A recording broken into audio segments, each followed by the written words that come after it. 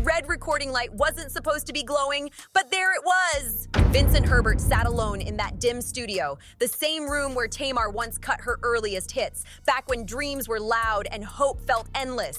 Every laugh, every argument, every win and loss still clung to those walls. Tonight, though, the air felt icy and tense, like the room had been holding its breath for years, waiting on somebody to finally say what never got said. He locked eyes with the microphone, rubbed his palms together once, and hit record. His tone stayed calm, too calm for the storm brewing underneath. "For years," he said, staring past the mic, "I protected the Braxton family. I stayed quiet, cleaned up chaos, and handled the bills. Nobody saw that side, but they don't get to paint me as the villain anymore." The words landed heavy, sharp, and controlled. He paused, pulled in a shaky breath, and kept going, his voice cracking just enough to show the pressure he'd been carrying. He claimed everything flipped when money disappeared and blame followed fast. According to him, savings meant for family security vanished, and suddenly he was the problem. The camera blinked like it felt the tension too, the whole setup buzzing with disbelief. Then he leaned in close, voice dropping like he was watching the door. "You want secrets? I've got them," he warned. "All of them. And tonight, I'm done shielding the Braxtons." No backstory needed. That moment was the spark, and the fallout was already loading. Money talk, fame scars, talk shows, and messy headlines all lining up fast. There was love, real love, not the tabloid kind.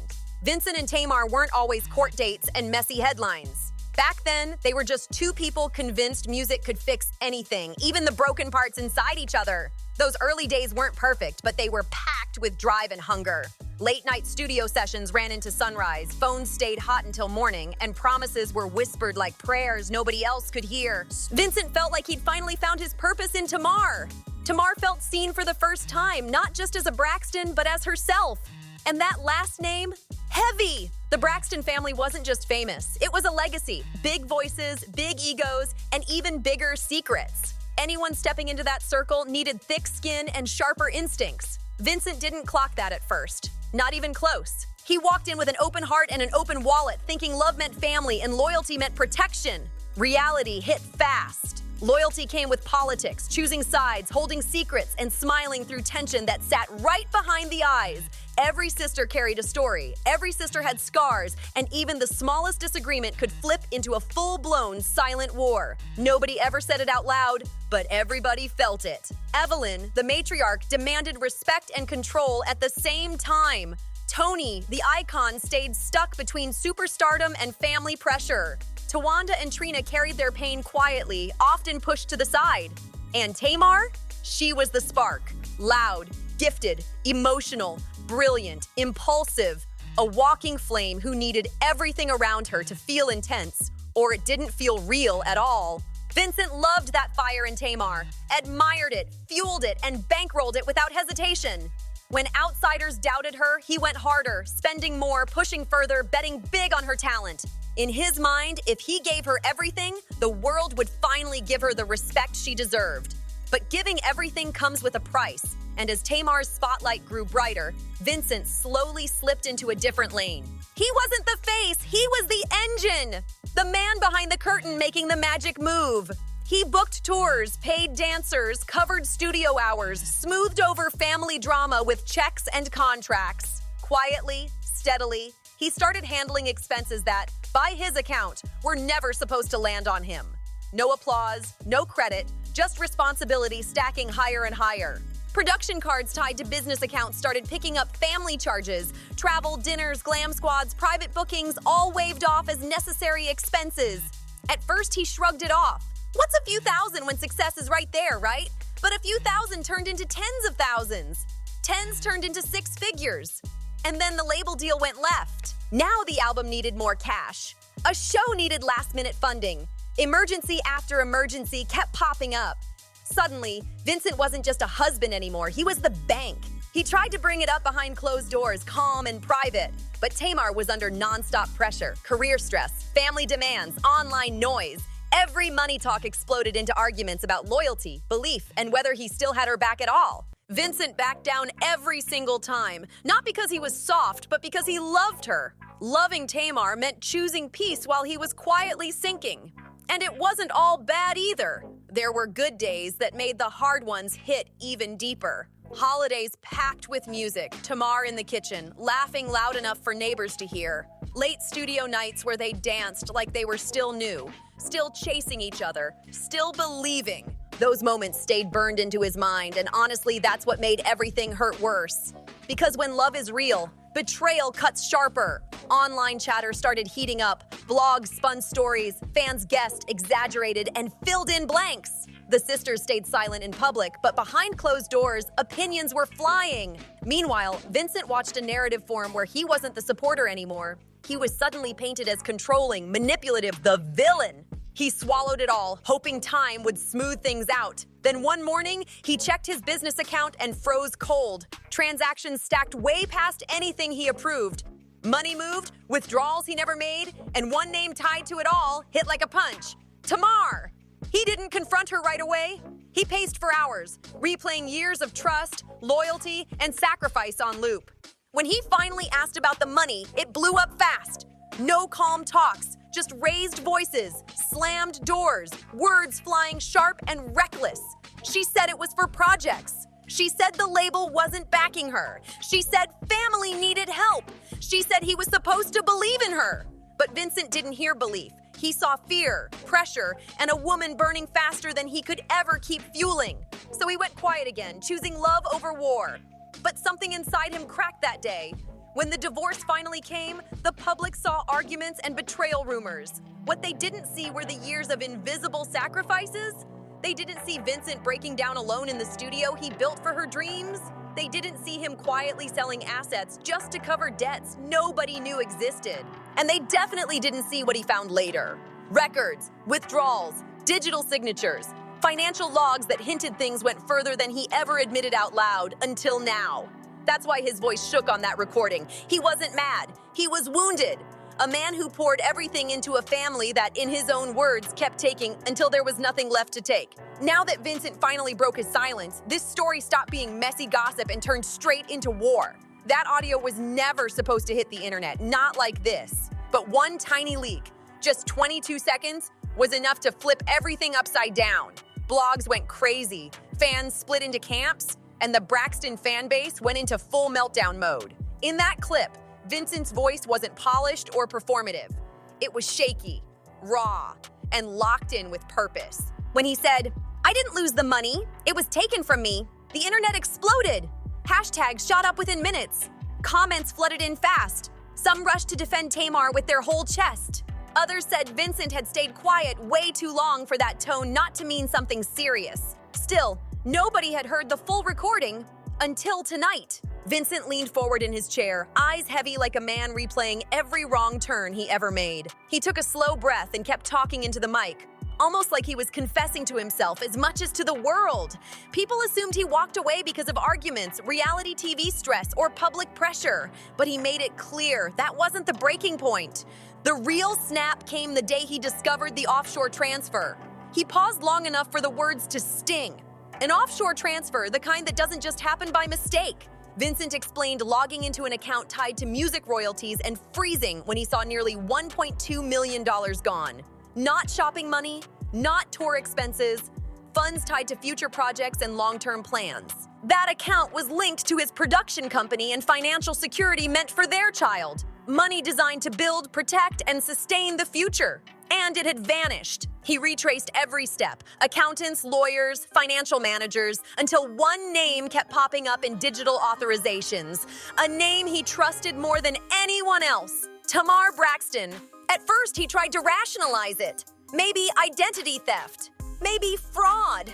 Maybe someone used her credentials without her knowing. But the deeper he dug, the harder it became to ignore what the records were showing. And that's where his voice started to crack.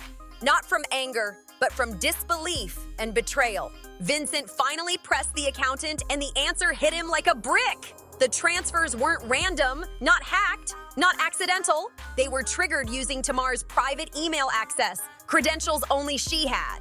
He sat there frozen, chest tight, words stuck in his throat. This wasn't petty couple mess or a bad argument gone left. This was betrayal on a level marriage vows were never built to survive. Still, he didn't blow up. He gave her space to explain.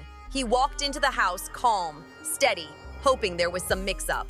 "We need to talk about the missing funds," he said. Tamar didn't respond with guilt. She came with fire. She denied wrongdoing and said she moved the money to protect her future because she feared Vincent would take everything if the marriage fell apart. In her mind, she was securing herself. To Vincent, it felt like she had already checked out long before he even knew there was a problem. The argument spiraled fast, and it wasn't just about money anymore. It cracked open something he'd buried for years. "I feel like I've been building everybody but myself," he admitted. That line cut deeper than any shouting match. Tamar fired back, voice shaking, accusing him of being controlling, of trying to own her career. She said she wasn't living under anyone's shadow. She deserved independence. She deserved power. And right then, they weren't husband and wife. They were two empires crashing head-on. The weeks after went ice cold. Silence moved into spaces where laughter used to live. Vincent slept at the studio. Tamar disappeared for days without explanation. Family didn't show up with comfort. They showed up with whispers. Who was wrong? Who was using who? And whose version of the truth would survive once cameras and opinions started rolling? Then came the moment that changed everything. During a later studio session, the one right before that recording, Vincent found something disturbing. A folder buried on a shared drive, misfiled under vocal stems. Inside were scanned contracts, expense reports, and handwritten notes, not his writing. Tamar's handwriting. One page listed assets labeled accounts to move under VH Properties, shared signature. One note was circled twice in red, discussed with Trina before final step. That's when it clicked. This wasn't emotion or panic. This looked planned. He wasn't just losing money, he was losing control of everything he built. And at the bottom of that folder sat the page that flipped his world upside down, a draft agreement between Tamar and a third-party investor. The documents laid it all out in black and white. Ownership of certain creative rights was being shifted into Tamar's name alone. Projects they built together, albums they both shaped, shows he helped finance, deals he helped negotiate. They weren't side by accident, they were partners. And yet Vincent had no clue she was lining up a legal separation of those assets behind the scenes. That's when the betrayal hit deep. Not just love, but family, trust, and the person he once trusted with his entire career. Then came the twist, the moment everything snapped, the moment that pushed him to grab the mic and hit record, the file the internet now calls the Vincent tape. Attached to that folder was a digital receipt showing that part of the money, not all but enough to matter, was allegedly transferred to an account tied to someone unexpected. A Braxton family relative? Not Tamar, not Evelyn, not one of the sisters people always point fingers at. Someone the public never suspected. Someone who stayed quiet through every season, every argument, every headline. Someone who might have been playing both sides the whole time. Vincent stared into his laptop camera and dropped words that flipped the narrative upside down. Tamar didn't take it alone, he said. Someone else helped move it. Someone with our trust, our passwords, and access to the accounts. And when I say who it is, the internet will never look at the Braxton family the same again. Then he ended it with one line that still echoes online. You want truth? I have names? The internet didn't just react. It detonated. Blogs posted nonstop. Clips went up every hour. Fan pages broke down voice tone. Timelines, album credits, divorce filings, podcast takes. Comment sections turned into digital war zones. Team Tamar, Team Vincent, Team Nobody. Everybody had a theory and everybody thought they cracked it. But one question kept getting louder than all the noise. Which Braxton did he mean? Tony felt too polished, too distant. Tawanda? Always rumored to be in the middle of family business. Trina, often overlooked, quiet, watching from the sidelines. Or Evelyn, the matriarch with more power than she ever shows. Fans started rewatching old episodes like detectives on a cold case. Clips slowed down, side eyes analyzed. Moments where a sister avoided eye contact suddenly looked suspicious. And just like that, the family legacy wasn't just under scrutiny, it was under a microscope. Jokes about money turned sharp. Arguments felt too raw to be brushed off as just TV. And every single day, a new rumor popped up, each one darker, heavier, uglier than the last. While the internet spiraled into obsession, Vincent's real life sank deeper into chaos. His phone rang nonstop. Lawyers, producers, journalists, everybody hunting for a statement. He ignored almost all of it. He wasn't chasing headlines, he was chasing closure. He had already admitted the betrayal happened, But he still hadn't dropped the name, and he wasn't planning to. Not unless somebody forced his hand.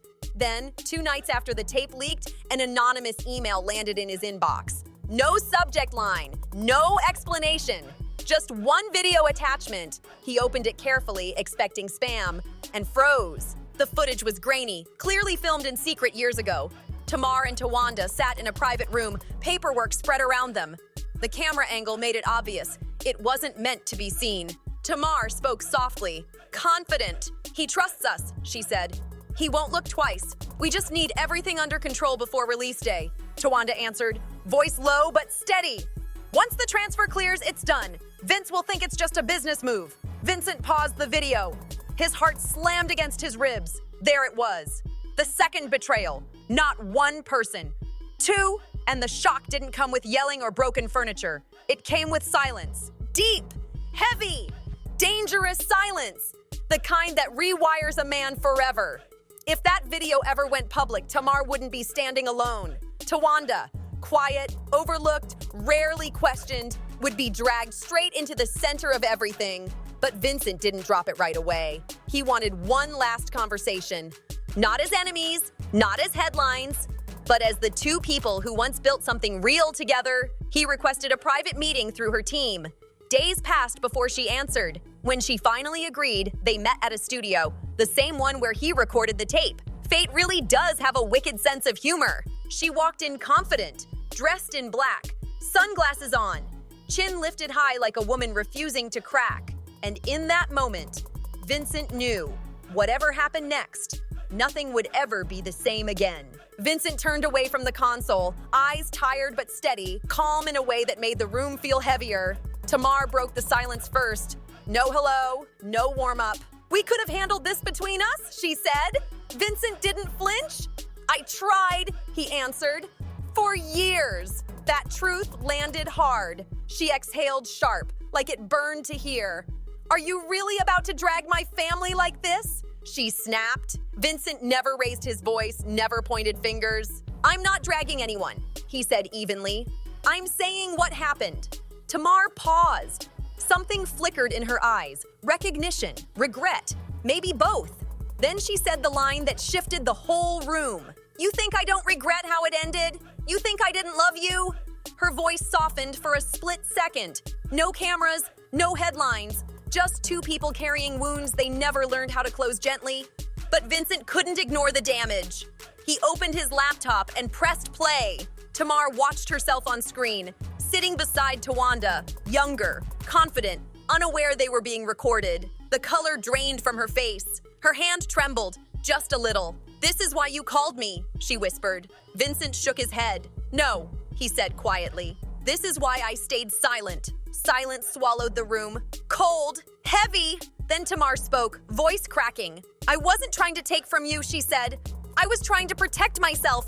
You were controlling, Vince." He leaned forward. "Protecting yourself doesn't mean taking from me." She didn't fully deny it. She just closed her eyes long enough for tears to gather, never falling, before she could respond. Then Vincent dropped the next bomb.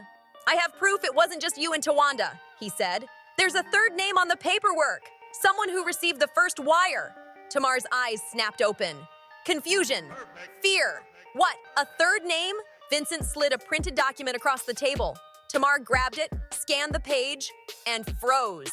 Her hand flew to her mouth. One word slipped out, barely louder than a breath. "Mom, Evelyn Braxton, signed, witnessed, approved, not rumor, not assumption, evidence."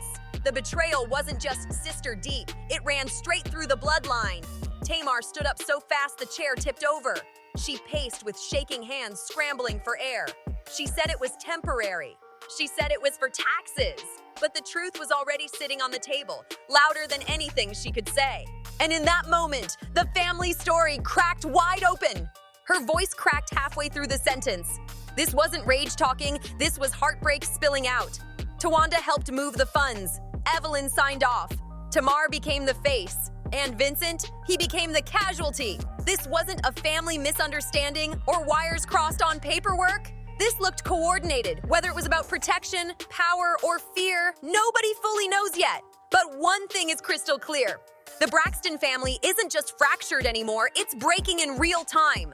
Whatever this secret is, it has the power to blow up everything they built. And the second Vincent walked out of that studio, nothing stayed contained. Nothing ever does.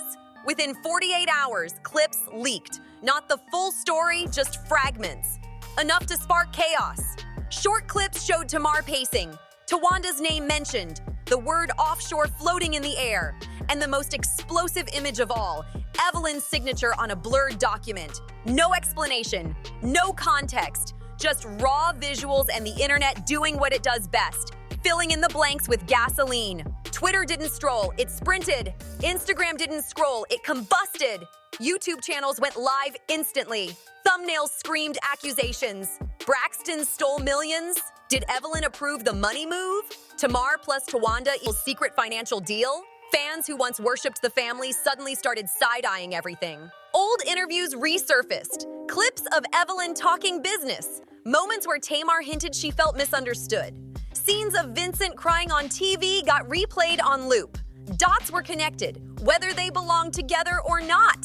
Because once the internet smells betrayal, it doesn't wait for facts. It builds its own truth. Publicly, the Braxton house went silent. Privately, it was explosive.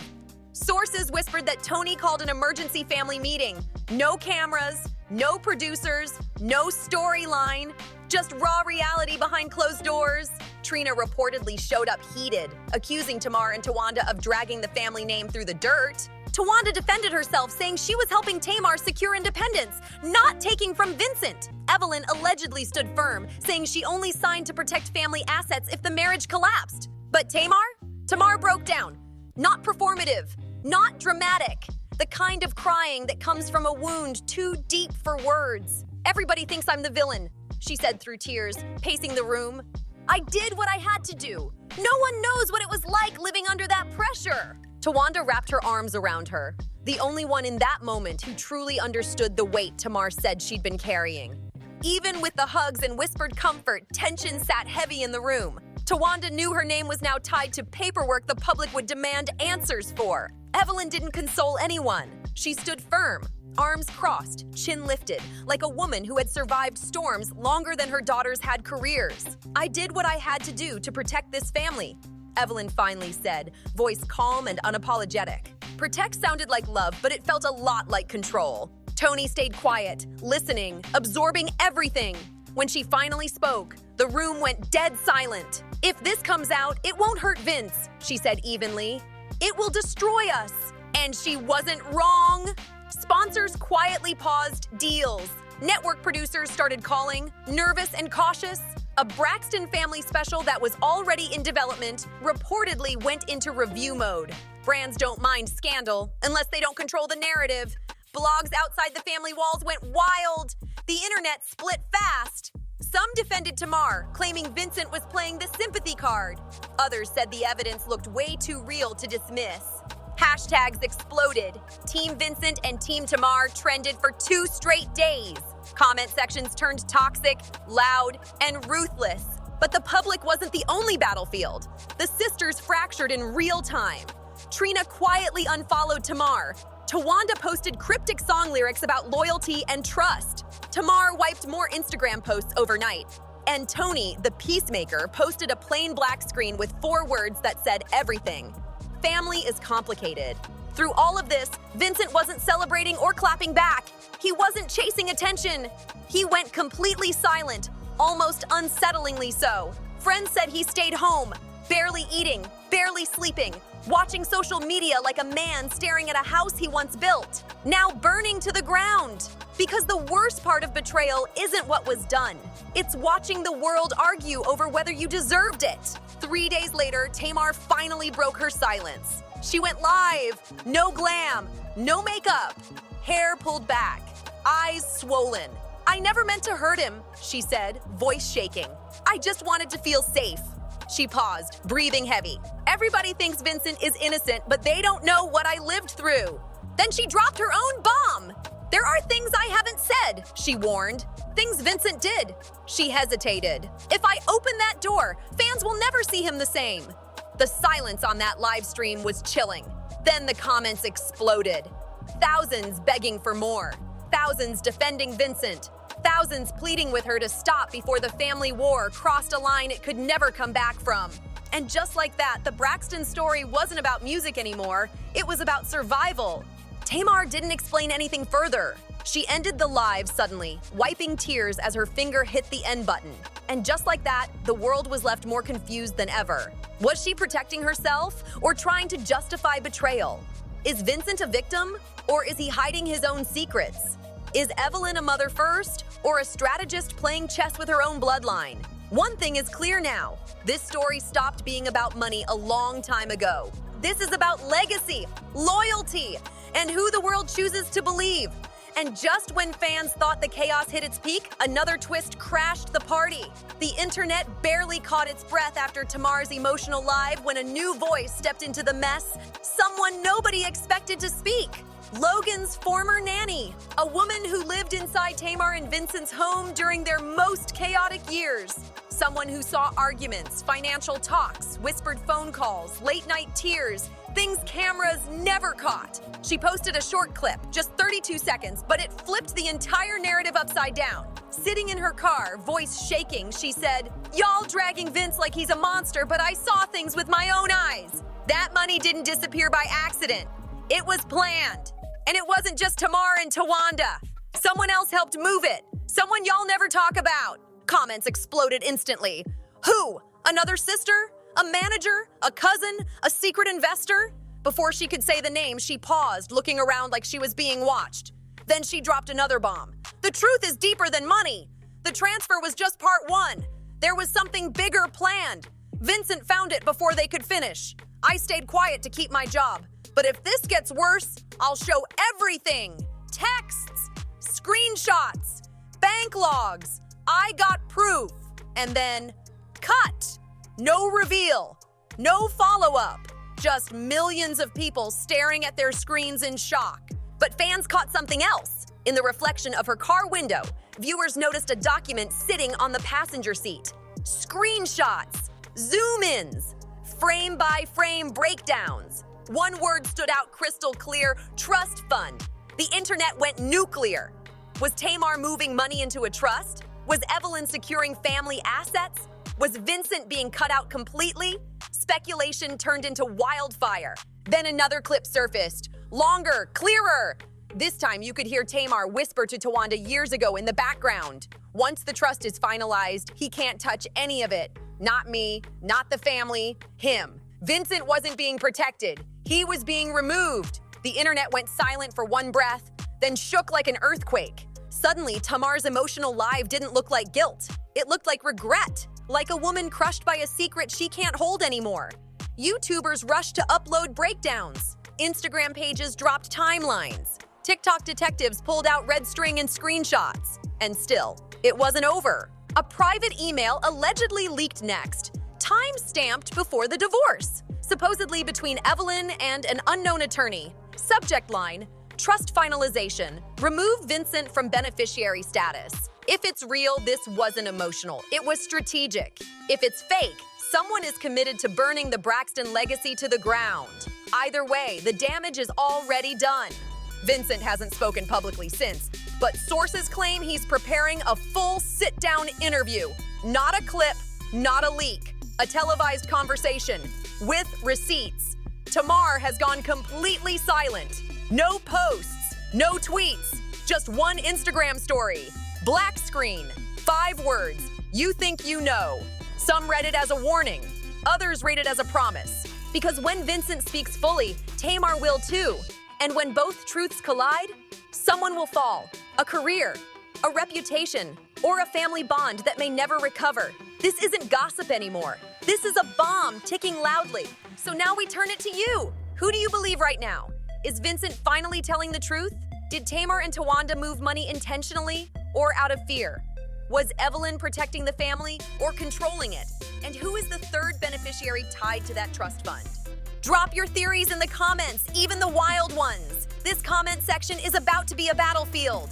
Hit like if you want the full breakdown of the nanny's receipts. Subscribe so you don't miss part 2. Share this video because when that sit-down interview hits, it won't just shake the internet, it'll split it in half. turn on notifications, stay locked in, and we'll see you in the next one. Because trust me, the real secret still hasn't dropped yet.